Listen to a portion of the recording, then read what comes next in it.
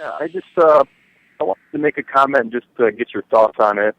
I don't know if I have enough reception to actually have a conversation over it, but essentially, I just wanted to remark that you had mentioned in the video about the DNC limiting 4 debates for the Democratic Party and participation being precluded to those who didn't participate in any other debates. Right.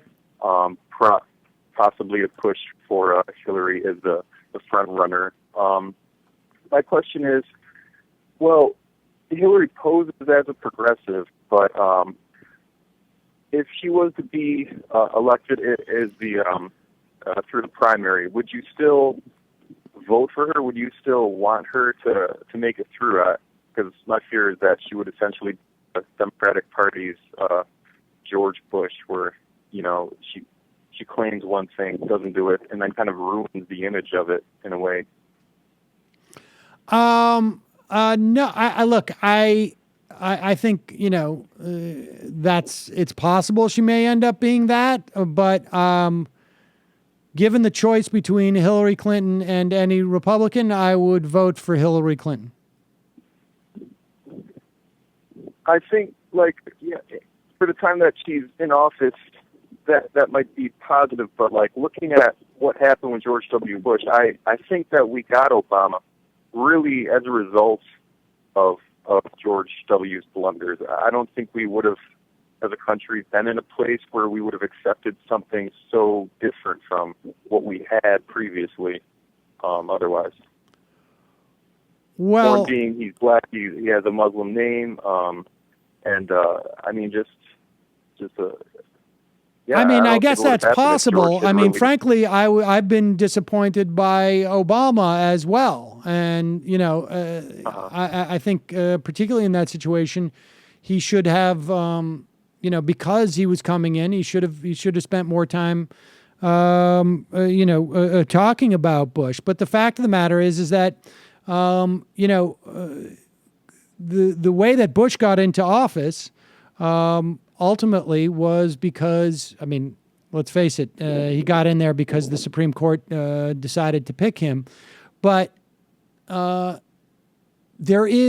don't want to risk another George Bush. It's not just a question of George Bush's blunders. He was successful in a lot of things he set out to do. And I find those things to be extremely problematic. There is no doubt in my mind that Hillary Clinton will be a better president from my perspective than George Bush. There's just no doubt in my mind. Right. Well, yeah, between those options, I think that would make sense, but would you say the same about then, between Hillary and Jeb Bush, that yes, in the long run yes, of the country's yes, perception? Okay. That's interesting. Because look, here's the bottom line. It's not just a question of who these people are as individuals, right? It is a question of who they represent. And Jeb Bush may be the greatest guy in the world. He may be a secret liberal, okay? But the fact is that he will cripple his own presidency if he does anything that runs afoul of these conservatives. So even if George Bush was a great guy and didn't want to do any of the things he did, and still disappointed many on the far right. He did a lot of things, Harriet Miers. And we get Sam Alito. He does that because of who his base is. So I don't care who you think that Jeb Bush is in his heart.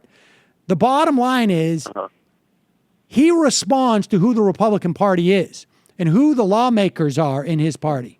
And they are as bad as anybody else on that stage. And so that's the bottom line. Well, yeah, right, for the period that they're in office, I'm just... But I don't care about what they do outside of office. I don't care what they do outside of office. Let me put it this way. I'm going to make this as unequivocal as possible. Not them. I'm talking about public perception. I'm talking about backlash. Yeah, but who cares? You know what? Policy. I don't care that the backlash to George Bush got us Barack Obama. Mm-hmm. I think we would have been better off with Al Gore.